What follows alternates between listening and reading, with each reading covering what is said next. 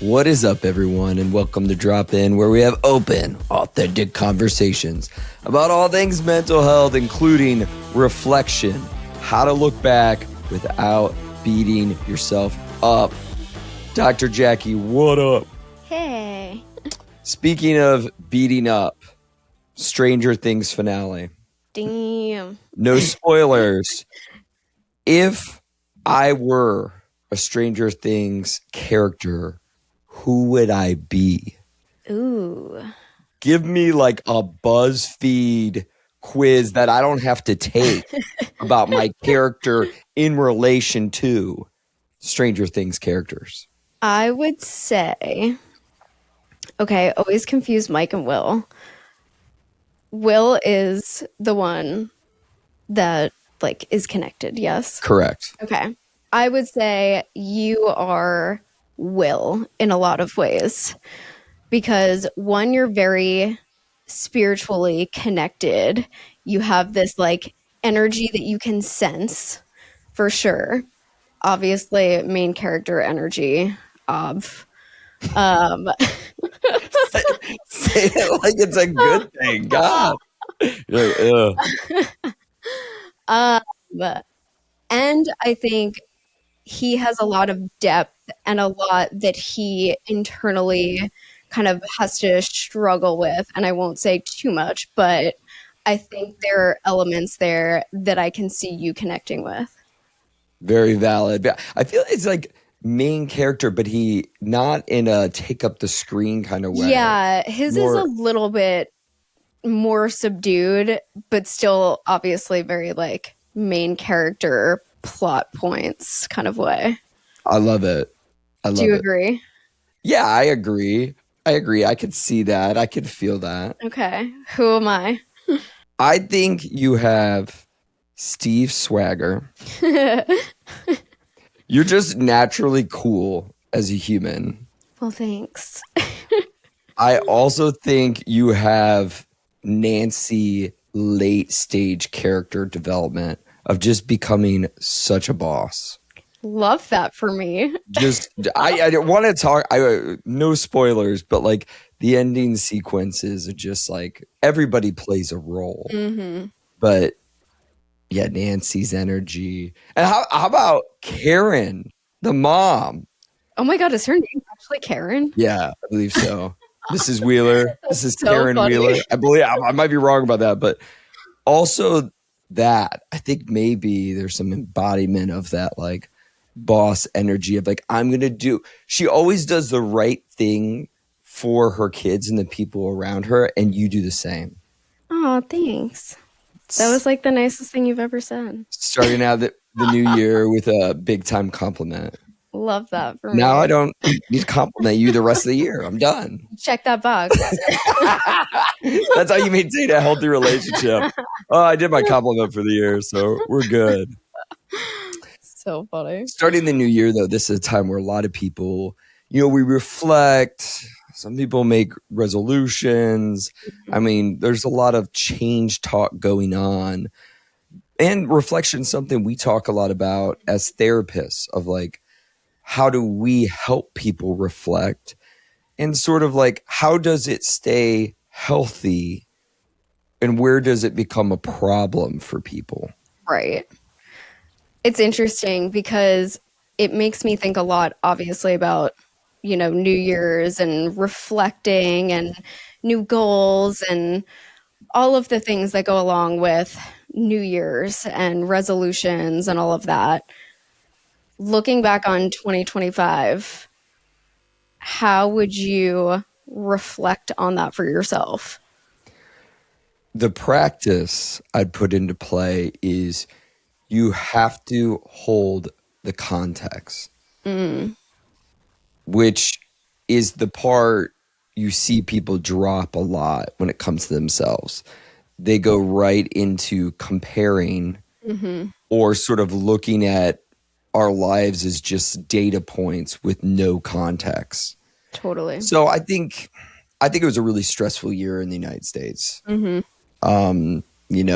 think a lot of people, there's a lot of uncertainty, whether it's economic, healthcare, social justice, whatever it might be. There's a lot of uncertainty going on, and there's a lot of change that happened this year. Yeah. I think within, and even just implementation of like AI and how much shifting has happened in 1 year. Yeah. I think when I hold things in context like that, it helps me understand not just my behaviors, but sort of goals that I might have had for myself or the way I look at any aspect of my life. Mm. And I think, we can look at it from like a career growth sense. We can look at from friendships to self-care. It's sort of like, what category are we evaluating? Right. I mean, I think that also speaks to how dynamic we are as humans, right? There are so many aspects of our life and identity and what makes us who we are. And I think all of those are important pieces that we can all kind of reflect on, especially when there are these times of year that tend to be more reflective or tend to be more moments to either look back or look ahead and decide how we want to move forward, but giving ourselves the grace to kind of look at the full picture and the context that also goes along with all of these different aspects of who we are. It's hard not to get caught up in regrets. Like, do Yeah. you struggle with that as you look back at this year? Are there things that you're like, I get pulled to regret this or that? Yeah, it's interesting. I have a weird relationship with regrets, if I'm being real. I tend to try to hold the frame of not fully going down the path of regret, but trying to understand what I was thinking at the time, right? Or like what it was that I was needing at the time, or what made me kind of make that decision at the time. Are there things that when I look back on my life, I would have done very differently? Yes, for sure. But I try not to hold it in this frame of, do I regret this, right? Or regret making this decision? And just because I think there's a lot of blame and shame that goes along with it, which, like, obviously is super heavy Mhm. and again doesn't really allow for context. So I try to hold space when I hear the word regret. I like immediately like pump the brakes and I'm like, yes, but I also want to hold space for the whole context of things. Yeah. I got a lot of shit I regret. Really? Tons. Oh yeah. I I don't mind swallowing like messing up. Like I don't mind holding like Sure. And same. I just feel like regret has like such a weird connotation I, to it for me. I think you either want to swallow it or you don't. Like it's almost like Okay. if you use it as sort of like growth or like to Mhm. me like the common humanity of like we're all flawed. Right. I should hope you have made some mistakes or things you would do differently. Right. I think people who really struggle to beat themselves up maybe are like, I don't want to eat this. Mm. And More like avoidant. avoidant, and it's not to say you should or shouldn't. That I Mhm. don't have a strong opinion on. But like when I give myself the self-compassion, I'm like, tons of shit in my life I regret. Like, what are we talking about? Yeah. But to the degree that we stay in the negativity bias Mhm. of just, I'm only going to remember all the things I messed up this past year or Right. that I didn't do. To Mhm. me, that's the part that becomes really unfair. True.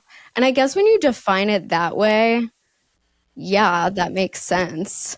I think there's just, I don't know, there's some weird connotation that regret like holds for me of like that there is this like bad piece of it or like something to that effect. But yeah, I think that's a huge part of being a human is that we're going to make mistakes. We're going to mess things up and being able to hold space for the fact that, yeah, that's how we learn.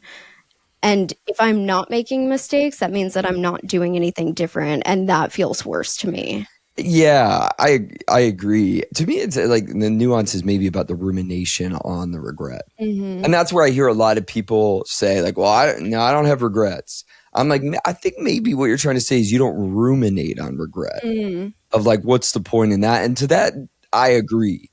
There's not a lot of utility to just sit year after year and be like, if I only would have right. taken that scholarship and gone play D3 ball, like that I agree of like, we're 20 years in the future. I don't know why Yeah. you still are holding that over your head and ruminating on it. Right. Yeah, it's interesting because I hear a lot of people talk about regretting making certain choices with partners or relationships, right?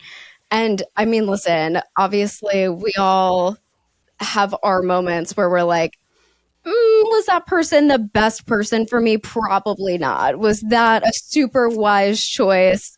Probably not my best, right?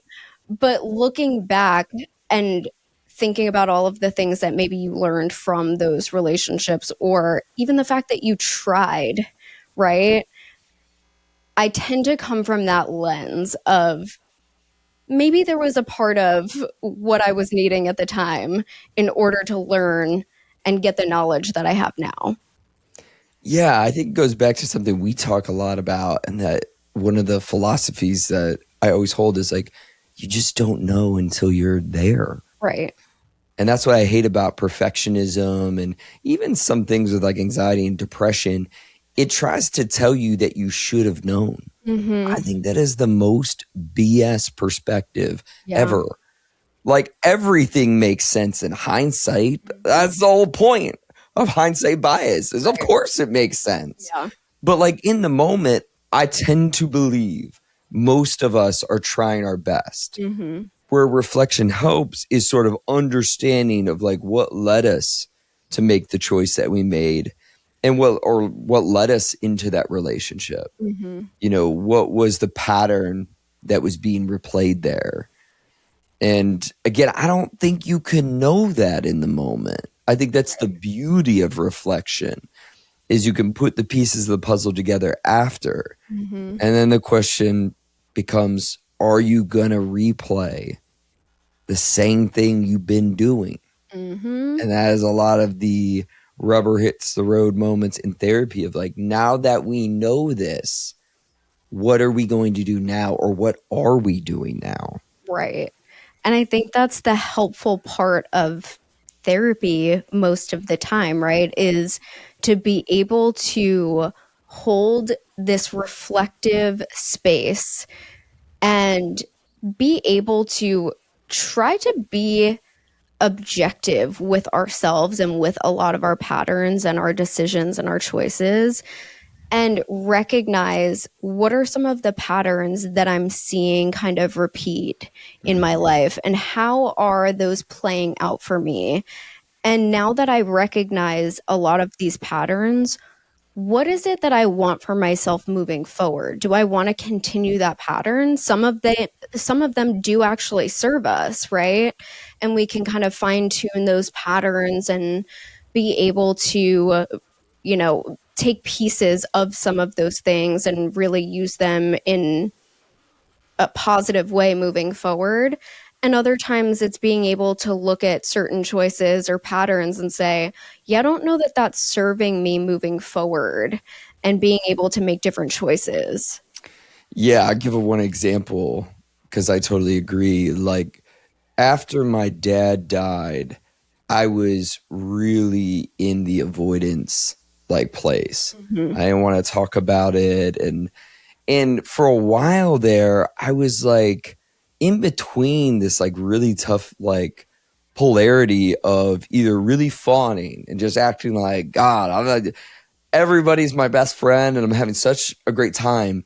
And then just having these like blow ups of like just things would peak in my life and stress. And it was all because I was suppressing, the emotionality of, having my dad die at 19. And Mm-hmm. I didn't take a break, kept going to school and didn't talk about it and just kept going on. But like the pattern was one of running away from my authentic emotion about Mhm. it. And it felt safe, at the time, but then down the road, it didn't work Mhm. because I'm having these like explosion moments where I'd like run away from the world. And then when I'd come back, I'd just be like trying to be this likable guy that everyone would want to be friends with. Yeah. And neither one of those really, were authentic to me and what I was feeling. Yeah. I mean, even thinking about that aspect, like it sounded like at the time that was you doing the best that you could with the resources and the tools that you had at the time, right? Just make it through and do anything that I can just to navigate this really insanely difficult time of grief and loss that no one ever prepares you for, right? And then moving through that and seeing some of those difficulties that, kind of came as a result of some of those patterns, what started to shift for you? I think I was just sick of it. Like I was sick of feeling disconnected from what was like underneath. And it Mm-hmm. was on both sides of that of like, God, some of my college roommates at the time would be like, yeah, would Juddy blew up and he really blew up. Yeah. And then immediately I'd come back like smiling, like it's all good. Like I Yeah. just got sick of that because it neither extreme like represented me and it led to a lot of disconnection. Certainly led to depression and just feeling like I don't I don't connect with this at all. Mm-hmm. Versus just saying like, yeah, the last year has been brutal for me. Yeah. No one expects to lose their dad when you're 19 and they're only 41. But again, I think people can relate to when you go through whether it's grief or trauma or anything, you kind of just go down a path. Yeah. I for people who have a lot of intentionality, I'm pretty surprised. And maybe someone out there is like, I was very intentional about what I was doing. But a lot of this, I think you just have to learn. And that's Mm-hmm. where it's like the reflection of it for me was like, there's got to be another way here. And Yeah. I'd been through therapy years before that and knew that that was helpful. And I was like, I'm going to need that again. Yeah. And sometimes that is the reflection and the redirection that we're needing, right? Is to hit a certain bottom of this isn't feeling like it's working for me anymore, and maybe my resources are just not equipped to handle this situation that I'm dealing with and the loss that I'm dealing with or the transition that I'm dealing with at this point. And that's why one of the things you see clients do all the time, and I certainly have done this before, is like when they start making the change, there's just like this heavy like shame of like, I should have done this so long ago. Right. Right. We see this all the time. And I mean, understandably so, right? And I've done this for myself as well of like, how did I not see this sooner? And I think the piece of that oftentimes is missing is we didn't have the knowledge that we have now back then Right. when we were making that initial decision or when we were, engaging in that pattern or behavior or whatever. But we have the knowledge now at this point, but we didn't have it back then. So we're blaming and shaming ourselves as we look back and we're like, I didn't have the tools, I didn't have the resources, I didn't have the support, I didn't have the knowledge and the experience that I do now.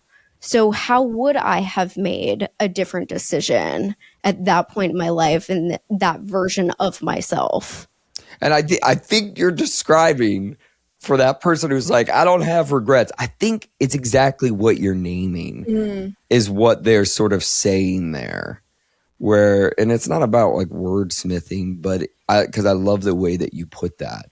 It's like your brain is literally different, the insights you gain, the knowledge. And at the same time, it's like we can hold both are true. Is like now me having this Mhm. experience and knowledge, like would I do the same thing again? Probably not. Right. But I think that's the thing that's so easy when you take clients down the road of like, help me explain, like if I'm doing this for myself, of like, take me through what it was like, sophomore year in undergrad, spring semester, Justin, like, what was that like? And I'm like, it was the most like disconnected I've ever been ever. Like my dad died over winter break. I came back and started the semester. And I'm like, I felt so disconnected. Yeah. Like you just are like, I don't even know what's going on. But like we do this all the time in therapy with people of like, it's easy to just look at a pattern and outcome like, why the hell? But when Mhm. you go back and you really try to put yourself back in those shoes, you're like, no, I get why I was that way. Mhm. I can understand. Right. And I think, again, thinking about it when we actually add in the context, right? And not just looking at things from this super critical lens, actually being curious about what other factors and what context was going on at the time, the version of myself that I was, the context of what was going on in the world, in my environment, what I was doing, who I had at the time. The pieces start to fit together in a different way, and the way that we can see some of the decisions or some of the patterns or ways that we coped in the past look a little different and feel a little different when we add the context back in. Mm-hmm. That's why I feel like, again, thinking back on this past year, I'm like, it felt like every time I opened social media, I was seeing some assault on humanity. Mm. That I was like, it like there's no words to really describe it, but the only thing coming to mind is like it's so exhausting Mm-hmm. in the emotional sense that you're just like, I need a break from this. And Yeah. it's of course privileged to be able to be like, put down my phone, but like you want like a break for everyone of like, can we get to this compassionate place where we're really trying to better our societies for all people? Mm-hmm. But this past year just really felt like it was one thing after another. And then within that, you're like, we hold so much space for people. It's what we do for a living. Right. And we love it. Yeah. So great. So amazing. Uh when you're going through a rough year and you do this work, it just feels like more than double time. Right. There's a certain heaviness. Right. Yeah. Well, and it's the fact that there's so much that has gone on in the world and so many just complete travesties, like one after another, that like we almost get desensitized to it in a way, in this like very concerning regard, right? That like we're so used to these disturbing things happening all the time. Like sitting there eating your Chipotle, watching war footage, and you're just supposed to be like, okay, let me take another bite of my burrito bowl. I mean, it is really, when you really think about it, it's like Right. sickening wild. And it's, of course, as we always say, you got to be informed. You got to know. Sure. And it's also like, yeah, it could be hard. And it's a lot, Yeah. right? Of like trying to then go back to this thing that I'm trying to achieve, or this task that I'm trying to, check off for work or something to that effect. And it's like, I just witnessed so many disturbing, disgusting things on social media, on the news, all of that. And not only, again, like we're coming from this very privileged position, right, of even getting to hold space for other people, but oftentimes we're processing a lot of what's going on in the world with other people and how they're also processing through that, right? So like we're going through this parallel process at the same time as a lot of our clients, and we're holding space for them, and again in this very privileged way, but we're also holding a lot of that heaviness. So I think just with all of the change that has gone on this past year, especially again in the US, right? And just all of the wild things that have been happening. Yeah, when we think about the context of the environment and of, the socio-political aspect of what has been going on this past year, yeah, it's fascinating if anyone has gotten anything done or hasn't been burnt out or has gotten through this year in a way that feels like, oh, I'm super excited about how this past year has been. Yeah. I've been playing this video game called Stardew Valley, and I promise this will make some sense of what you just said. But it's like a farming video game. If you know, you know. I highly recommend it. Very cozy game, regulating, fun. Nothing too wild goes on in it. But that you go through different seasons in the game. Mm-hmm. And there's some seasons where you can't do it all. Mm-hmm. Like winter, for example. But it's interesting how I think about that, like within the context of everything you're naming, that it just feels like as you look back in your life, there'll be some seasons you're just like, it was the time to like slow down. Like it was the time to move inward. It was the time to create connection. And, maybe you weren't like growing your business or whatever you wanted to do at the rate, but did that match the season you were in? Mm-hmm. I mean, there's always someone selling us some course on Instagram telling you to ignore all this crap. Yeah. And it's not to say that I always say anyone can be helpful. But at the same time, I think a lot of those like motivational things, they completely ignore all the context of your life and the season you're in. Where I think what can be more energizing, be like, yeah, it feels wintry right now. Mm-hmm. Like it did. Is it always going to feel this way? Hell no. Right. Like we know this. Maybe that's a privilege of being older. Of like almost 41 now. Like not every season's felt this way. Right. And it will change and will be different. But can you hold that in context of like, so what is it I'm needing right now? Mm-hmm. And again, we see that with clients all the time where some of the things they're talking about, it's not to minimize their goals or desires, but you're kind of like, I don't know if holding that right now is setting you up for disappointment, right? Versus giving yourself the compassion of like, you maintaining right now is doing a lot, right? A lot more than you think, right? And that's enough. And that's enough. And I think that's, again, sometimes the reflection that comes with therapy or even having conversations with people that just know you, right? And being able to have someone else tell you like you're doing more than enough right now just by treading water and kind of getting through each day with all of these things that are going on. And for some, that's heavier than others, right? Whether it's a transitional period, whether you're going through losses or some sort of change, right? Those are periods where a lot of times it does just feel like survival mode. And that's okay. And that doesn't need to be the time that you are, adding in 10 New Year's resolutions of I'm going to, work out every single day of my life and become this new version of myself in all the ways, right? Sometimes it's okay to pump the brakes and say like, I'm doing enough right now. I think if people, like, I agree so much. I think if people focused on one thing, like if you really each year made one change towards one aspect of your life, that would be like a hell of a year. Yeah. And I think it's just easy for some of us to get so spread out and have like 9 different goals in 9 different categories.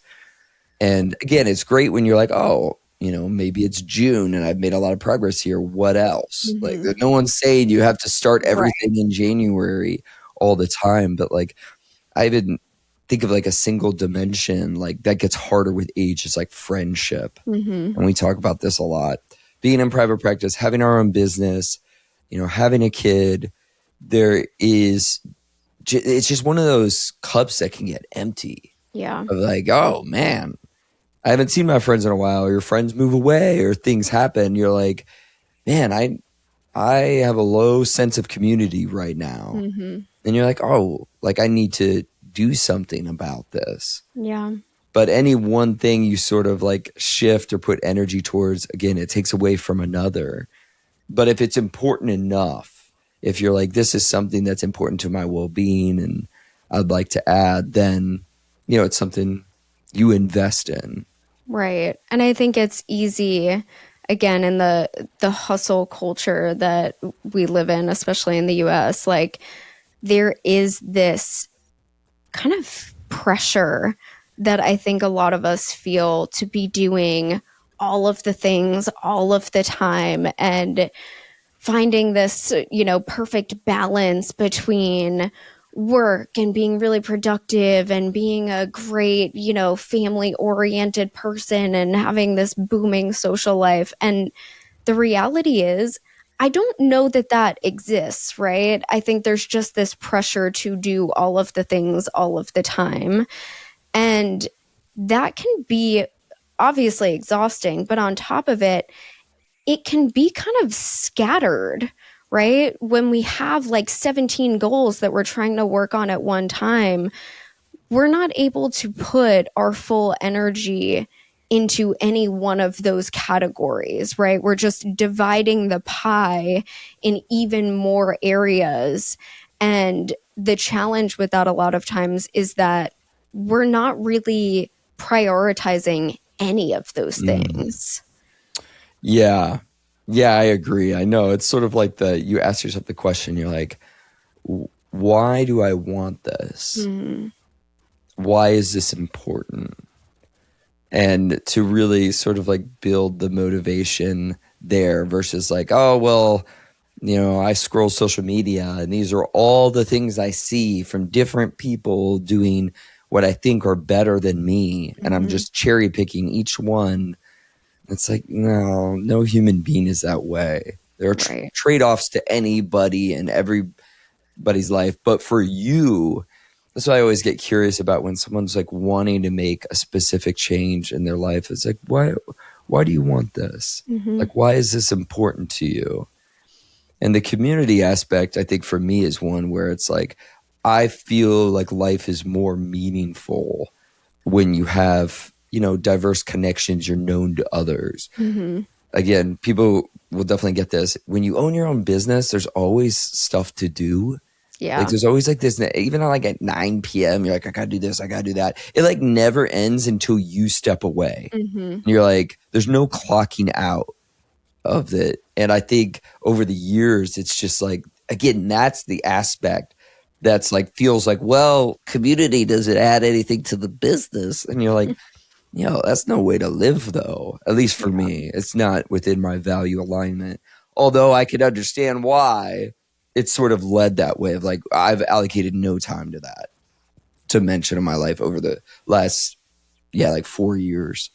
Well, I think it also goes to the cultural context, right? Of like, again, the culture that we live in the US is so hustle culture that what gets continuously like shoved in our faces is, what are you doing to make money, to be productive, to be successful in these ways that, everyone can see, right? And there's nothing that is collectivist about that.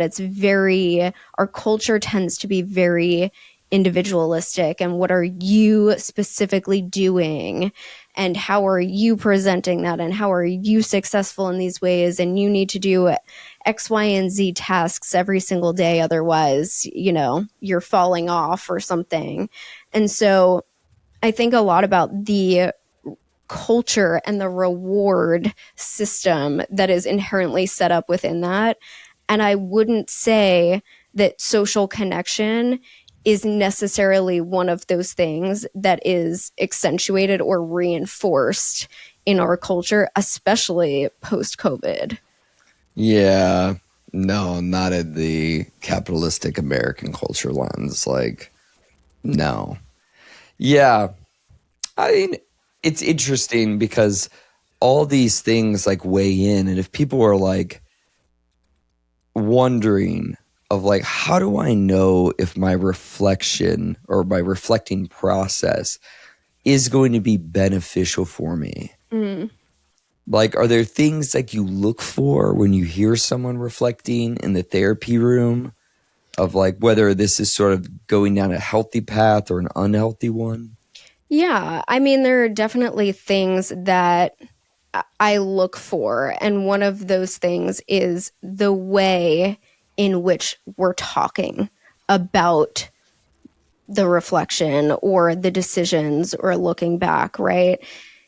And part of that is this coming from a place of perfectionism, or is this coming from a place of reflection and growth moving forward, right? So I think the lens in which things are framed is a really, really important one. Totally.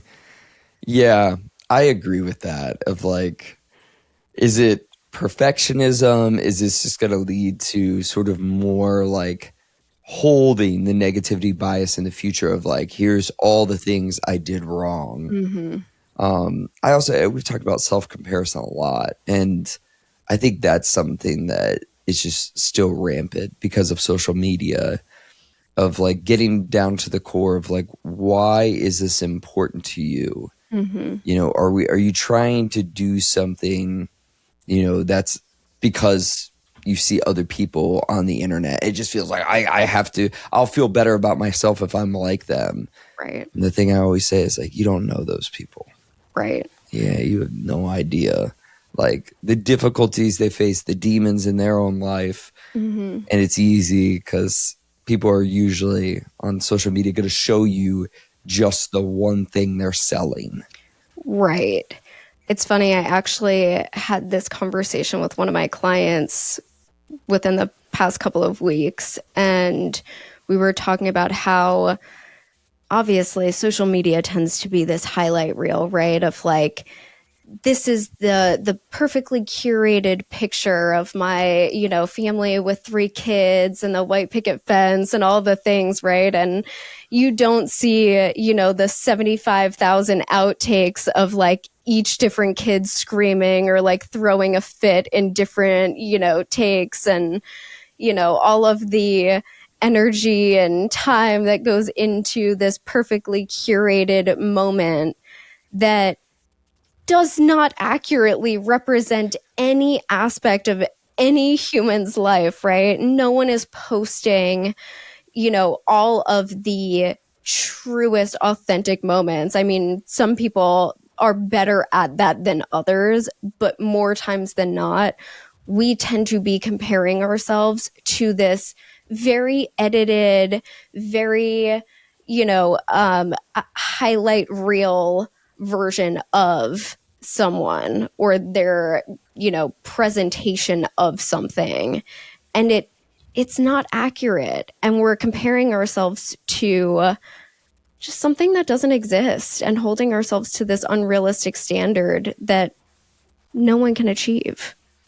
Maybe when we get all these like holiday cards in the mail, it should be required that, like in the collage of photos you send, like 3 or 4 of them have to be like screaming or like show us the real photos, like not the edited one. Give us some like candids in there, make us feel more normal. So I think funny. there are a lot of people making that kind of content and posting that, and it's like very refreshing to see. Of just, you know, there's something attractive when somebody has achieved something, Mm-hmm. or they again can lead you in a direction that is rewarding. So it's like I don't want to minimize that because I understand why that exists. Of Mm-hmm. like somebody posting like, I worked so hard, I got this car. It's kind of like, yay. Yeah. Versus like, I'm a trust fund baby and I got this car. Mm-hmm. Boo. But, you know, it's different. It sort of hits different and it feels different when you see, again, a path for betterment. Yeah, the effort and the energy towards something. But you don't see, and it's cliche to say, but you don't see all the crap You and don't the see the ups and downs. struggle, You don't see the struggle and all that led there. right? And I think it's just, again, it's so part of our human nature to compare ourselves to other people. And there is this very normal aspect of that, right? All of us do that to some degree. And it's just a part of kind of reflecting, right? And we can often compare ourselves even to previous versions of ourselves.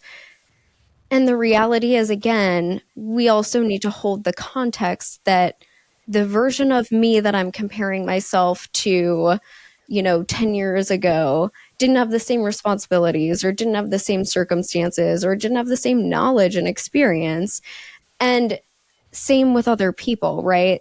We don't know their entire existence. We don't know all of the ins and outs of their daily life. And so it's not a very accurate comparison point. I totally agree. Yeah, it is not accurate. And if you were sort of giving someone advice of like when they should reflect, is there a right time for this? Like, what suggestions do you have? Yeah, I mean, I think reflection periodically is healthy, right? Sometimes for people, it can feel better to do this once a quarter or to have like a designated time that I So businessy of you. You are such how the corporate world didn't swoop you up once a quarter. this was me boycotting my true angsty self that fully went against the grain, even though I probably could have fit in a little too well into that culture. But I immediately, when I hear once a quarter, I just see a suit. I don't like anybody could be in that suit, but when I hear once a quarter, I just see like so funny. suit and like the little emoji of like data. That's great. It's funny because sometimes I think for certain people, it's helpful to have like reflection points so that way they can check in with themselves, or there's some level of accountability that they feel like, okay, every month I'm going to like reflect on how the past month was and set an intention for this next month or something to that effect. And whatever works for you is fine. I don't think there's a certain you have to do this every single month or once a quarter or once a year. Otherwise, you're going to fail miserably in life. No. I think it's helpful to have reflection points, especially when you're feeling stuck. I think those are really good moments to kind of take a step back, hold space, reflect on what has led to this point and what might have to change to get you to a place where things might feel a little bit different. And so that's just a good kind of way that I like to think about it, of like, if you're feeling stuck or if there's something that feels like it's causing friction for you, that's usually a good time to have a moment of reflection in a balanced way. Yeah, I feel a little bit stronger than you do of like, I think reflection done in a more healthy realm without this rumination, without comparison, without this like brooding on what went wrong or like Mm-hmm. again shaming the self. I think you should do it all the freaking time. Yeah. And that's the part that I kind of like about New Year's. Mm-hmm. I think it's this sort of collective, whether you're rolling your eyes and doing it or what, that people tend to. I don't think it's a bad thing. I mean, we're freaking psychologists. I mean, that's the whole point of therapy, right? I mean, a lot of people literally have this as their weekly reflection point. again, so that to that end of like, if you can sidestep the pitfalls and pin them when you're doing it, like, oh, all I'm doing is brooding on all the crap I did wrong versus like we talked about, what is some of the context? What are some of the challenges I faced this month? And then deliberately naming what are some of the aspects I'm proud of. Mm-hmm. What are some of the aspects I feel like, dang, okay, like these are some areas that I can feel good about. Right. And sometimes you got to hold people's feet to the fire to name those things, Mm-hmm. but they're there. There are things that, okay, you're right. I guess I did handle this stressor really well, even though I never saw it coming and was Right. mad it happened to me. But in that regard, like I wish people did it more. Mm-hmm. Like the clients I have that are really almost ritualistic about this, whether it's through journaling or just creating that space that isn't occupied, because we all fall victim to this. My phone, I'm holding it up if you're just listening with no video. But this occupies so much of our reflection time, and I freaking hate it. Yeah. Like I want to launch this, but I wouldn't because they're expensive. It just ruins that reflection time where we normally sit with our emotion and just get curious about what's been going on lately. And I think, of course, a lot of people use therapy for that, but other people create that space in different ways. They're out walking, they get in nature, they sit on their little porch, they do things that are reflective and aren't filled with distraction. Right. And I think those are the best tools to kind of build in that healthy reflection and even practice reflecting in a healthy, balanced way, right?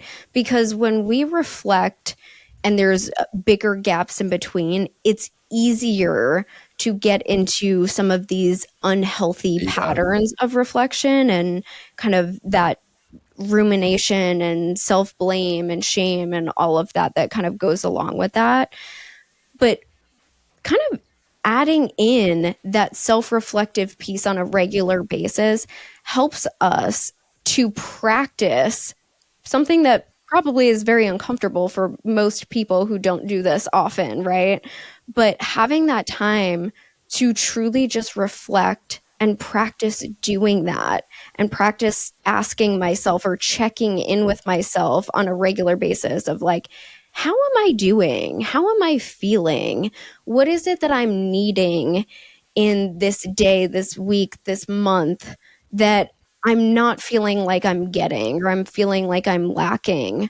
Or how do I want to intentionally connect with my values? And that's something that I really try to emphasize with a lot of my clients is how are you really scheduling in time to check in with yourself and have this active reflection, again, from a healthy mindset and a balanced approach. But adding that in to your typical routine is something that can be so helpful. Yeah. Are you able to remove the distractions? Are you able to sort of give space to the good and maybe the areas that you wish were different? Mm-hmm. Yeah. And where is that for you? Like, where are you doing that? I know where you're doing that. You're doing that in the freaking car. Uh-huh.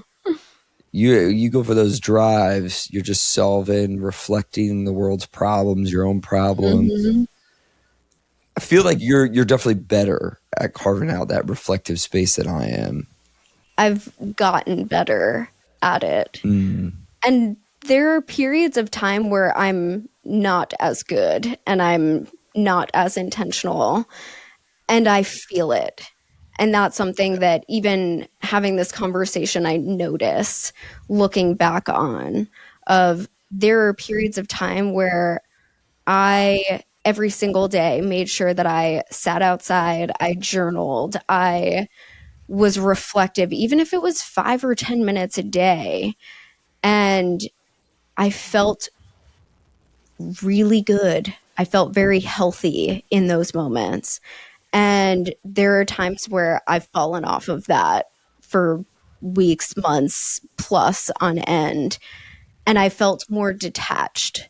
And even reflecting on that, there are different chapters that require different types of reflection, right? Sometimes that is sitting outside and journaling. And sometimes that is taking a drive and just being alone with my thoughts for a while. And so different chapters have kind of pulled me in different directions of what that reflection looks like.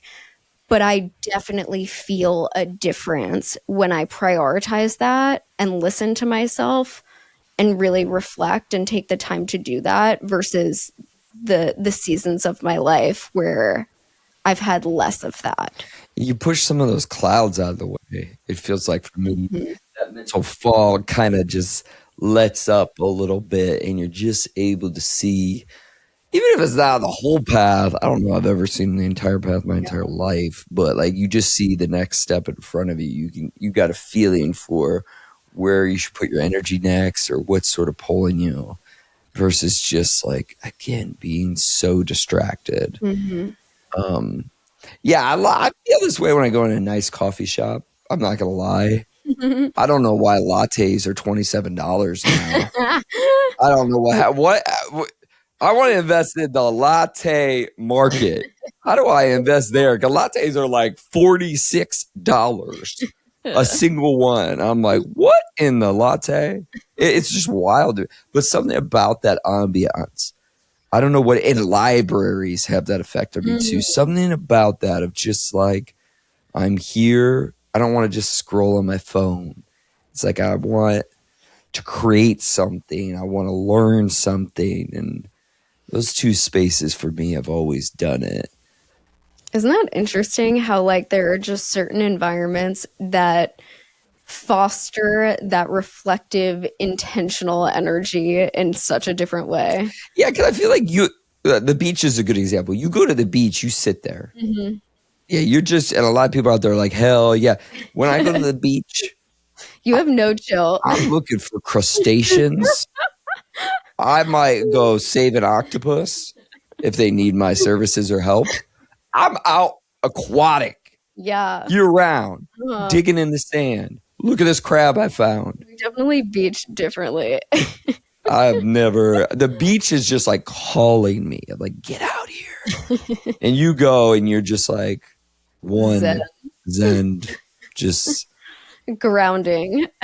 But I think it is important, like the context of like, and again, we hope therapy is like a common space that people feel like they step into and can sort of do this. But again, the assumption that you're going to just do this on the couch where you play on your iPad and play video games and watch TV and is that your best reflective spot? Probably for some, but for others, it's like, it might not be. Right. Pulling the whole reflective package together. The last question I'd ask you is this. If reflection is going well, how should someone be feeling? There can be a variety of feelings, but overall, when you're done reflecting, how do you think someone should be feeling if they're doing it in a healthy way? Yeah, that's a good question. And I don't know that there's necessarily one feeling that I think of that it has to look like this. But I know for me, my process often is sometimes there are feelings that come up when I reflect back and I look at things that I might have been able to handle better or differently.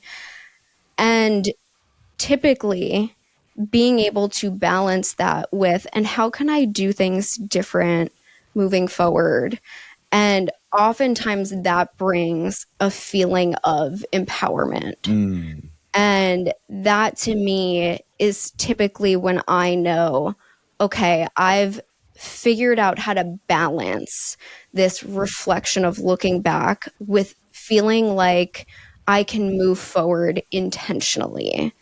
And so that empowerment piece is really when I know that's kind of an indicator for myself that I've reached a point of I'm going to use this moving forward. Yeah, to fuel you. Yeah, I wouldn't have chose that word, but it is like that makes so much sense. Yeah, I think the overall feeling I would want people to get to, and again, I'm with you. Like you feel all the things, emotions popping up is normal. But if we're reflecting in a more healthy way, it should leave you feeling clearer, not beaten down. Right.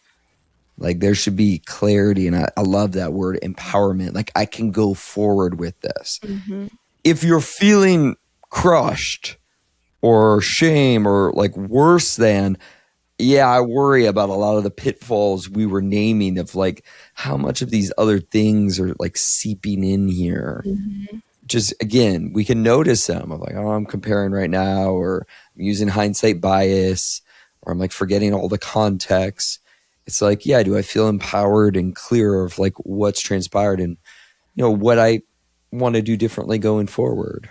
Yeah. And usually when those feelings are coming up, that means that you're still working through that process. And that's okay. That's normal for a lot of those feelings to come up. And also then being able to sometimes label that, right? Of being able to say, okay, I'm falling into this pitfall or that pitfall. And now thinking about the context of things and being able to take that knowledge that I have now and move forward with it and recognizing, okay, this is what I can do differently. And knowing that I was doing the best that I could at that time. That's always the reflection and the space that I try to empower people with of you were doing the best that you could at the time. So true. We hope you learned a thing or two about reflection, how it can be beneficial. Yeah, and some of the ways that we use it, some of the ways it can turn unhealthy for some. We always appreciate you being here with us. Hey, share this with someone in your life. Tell them about it. Say it's a pretty decent podcast down here. Two psychologists yapping it up. We appreciate you being here each and every week. And we'll see you next time.